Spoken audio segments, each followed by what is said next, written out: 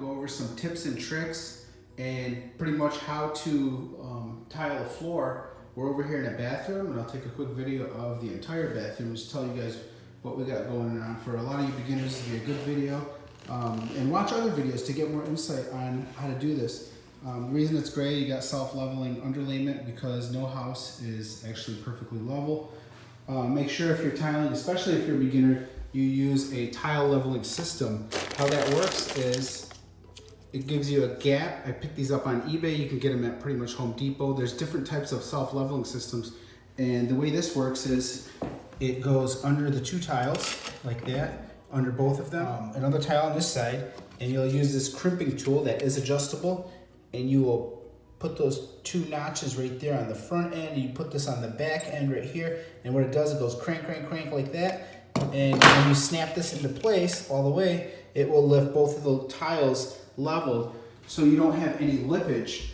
So you'll have a nice smooth surface like that. And remember always when you're tiling, you're not tiling against the floor.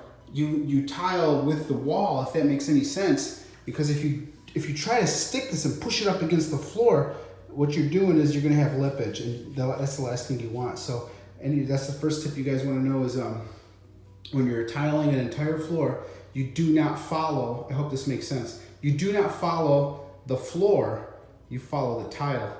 And with that type of system, it will make sure that you have no lippage and all your tile looks nice and smooth. And even if it is off by a hair, maybe a ½ inch, ¼ inch, you most likely will not even see it using that type of system.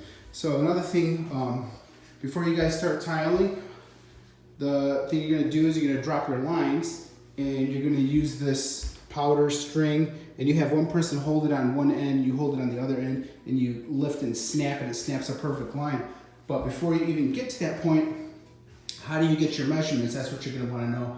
And a lot of rooms are not square, they're off. So you're gonna use your measuring tape. What I did here, and a good tip to also, is to build you a template. This is the length of my entire tile.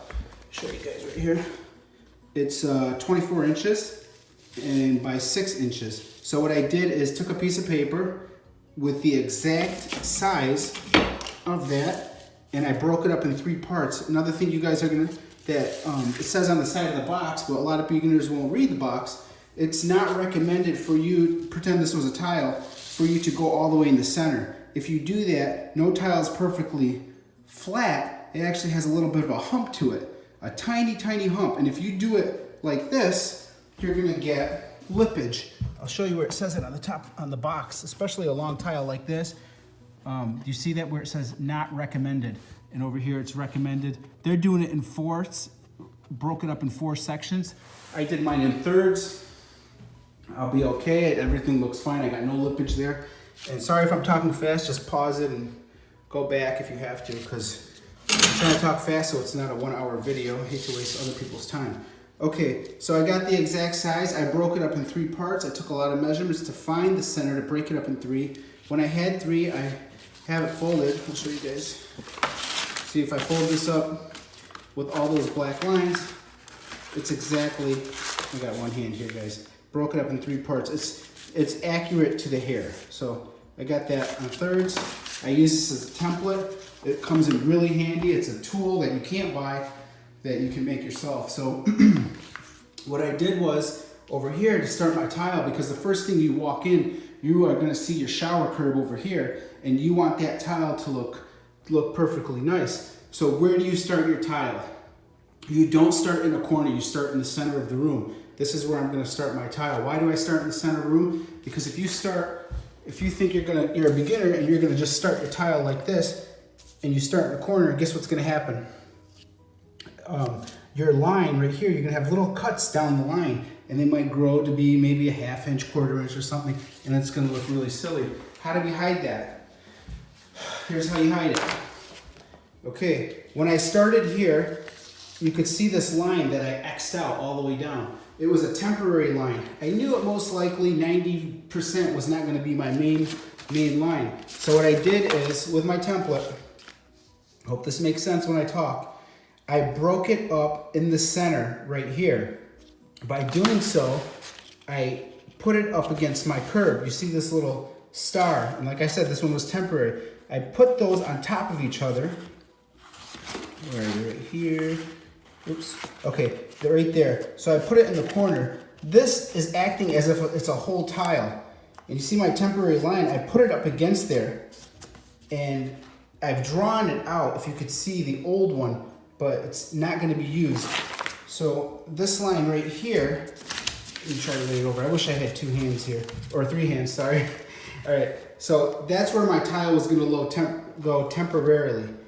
And the reason I started here is because when I broke this up in half in the third, I'm talking about this section here, I would start my tile right up against there, being that I was going to have a cut. So if this is off any way whatsoever, you're not going to see that it's off a hair all the way down when it's completed. So this is where my tile was going to go. I took measurements of the distance of how it would lay, dry laying my tile all the way to this wall, and I ended up with a little hair of a cut like that. And if I did that, I don't want to cut little tiles like that. So what I did is I backed it up an inch, and I checked my entire room, being that what it was going to look like all the way this way. A good idea for you beginners is to take all your tile out and actually dry lay it all the way this way and see how it falls against that wall, because that's going to take you about an hour of testing how that goes, being that you're going to lay all your tile and see how it falls. And if it falls like in the center of the tile, you got about 3-4 inches, that's good, because you're not going to see that tiny little cut. If it's off like a little bit and you got like a 4-inch tile or a 3-inch tile up against the wall all the way down, you're not going to notice that. Okay, so when I realized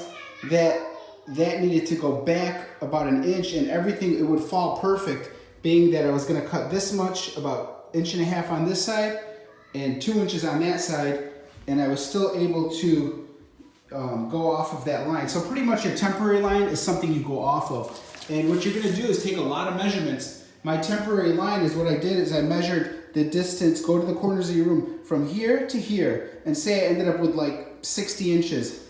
You want to end up with 60 inches from here to here, and like say 55 from here to here, and 55 from here to here. If you're off a hair, it might be okay, but see how your tile is going to lay. So dry lay it all. What I mean by dry lay is lay all your tiles out this way and lay your tiles out this way and see where they're going to fall. So when you see where you're going to fall, you're able to get your lines and put them in place. It could be really difficult, but what you're doing is taking a lot of measurements and make sure that it's accurate in the entire room.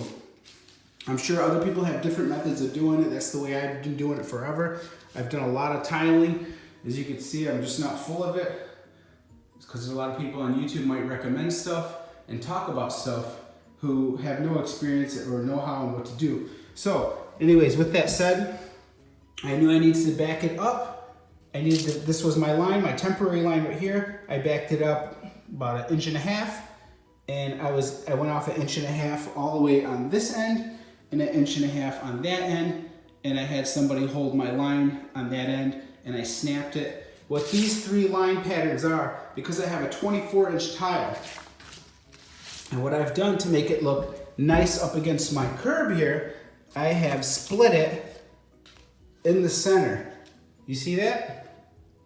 So when I split it up in the center, that's not where I'm gonna tile at. My first tile, say, is gonna go, I'll show you guys how this is gonna end up. This corner here is where my tile is gonna lay, okay? So it means I'm gonna cut it just a little bit in this square right here, okay? So it's gonna fall, my first tile is right here. The next tile that's gonna go in, so I know I'm gonna cut it, and you won't be able to tell. That's exactly how my first tile is gonna go. I'll grab this tile, I'll show you guys how this is gonna work out. What these 3 lines are actually doing. I'm going in a third of a brick pattern. So the next tile, and I'm gonna follow that line. All that line is, all these 3 lines are, is a pattern. So I'm gonna go like that. Let me get some more tiles up. Clips different thicknesses over here so you can get different grout lines. I think I have a 1/8 is what I got going on that. And just to show you guys what the brick pattern is going like, that's what it's gonna look like. The number one thing you're gonna follow, it's not really important. I mean, it is important, but not 100% important. how you follow these 3 lines with your brick pattern, you really won't be able to tell if you're off a hair.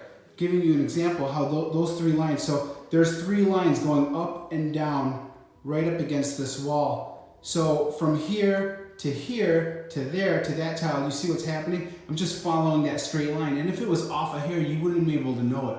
But the one important thing is that main 1 line that your long tile is going to go against, or if you had a 12 by 12 tile, you're definitely going to follow that line right there. Because the number 1 thing you do is follow this line. Say if I put this tile here first, that tile there. Okay, so I'm allowed to lay one there, but I wouldn't start laying this way. You have to pretty much build up. So I would go 1, 2, maybe 3, and then 1, 2, and then you can go 3. But I wouldn't keep laying, or else your line's going to go off. So what you're doing is that line there, you follow that line all the way. But I would build it up in like 3s is my pattern. I hope that makes sense. I'm bad at explaining stuff. So again, one more time. I would lay that tile there and stick it. Stick that tile there. Maybe a 3rd one. And then go with 1, 2, and then 1. And then after I lay another one, then I would lay another one here and then there. So what you're doing is like building a triangle, because it can get dangerous, not dangerous, but it could mess up your you won't be able to follow your line is what I'm saying. If you just started laying this one, that one, that one, that one, that one, when you get to start laying them this way, it would be off. So in order for this to stay straight, you go 1, 2, 1, 2, 1, 2, and you go like that. So you want to stay on that line. Just stay close to that line. Don't go too far off. I hope that makes sense. Next thing that I'm going to say is just make sure before you stick it, a good thing to do, especially if you're a beginner, dry lay these tiles. Lay them all out. Don't forget to put your spacers in there. I know it sounds like a lot of work, but guess what happens when you stick them? There's no going back. You will be screwed. So dry lay all your tiles. At least dry lay about 2 tiles going all the way that way. What I mean by 2 is 1, 2, 1, 2, 1, 2, and keep going all the way against the wall and see where they fall. And then go with these ones and go all the way that way. You know, check your distance this way, so you get an idea of what it's going to look like when it actually is stuck to the floor. I would hate to see you guys start putting it down and realize that you could have just moved it a 1/2 inch that way, you would have been fine. But if you would have dry laid it, spend that extra 2-3 hours laying them down, checking your distances. It's the most accurate way to know what it's going to look like when it's completed. So I hope something in this video helped you guys out. And all I ask is give me a thumbs up. Thanks for watching.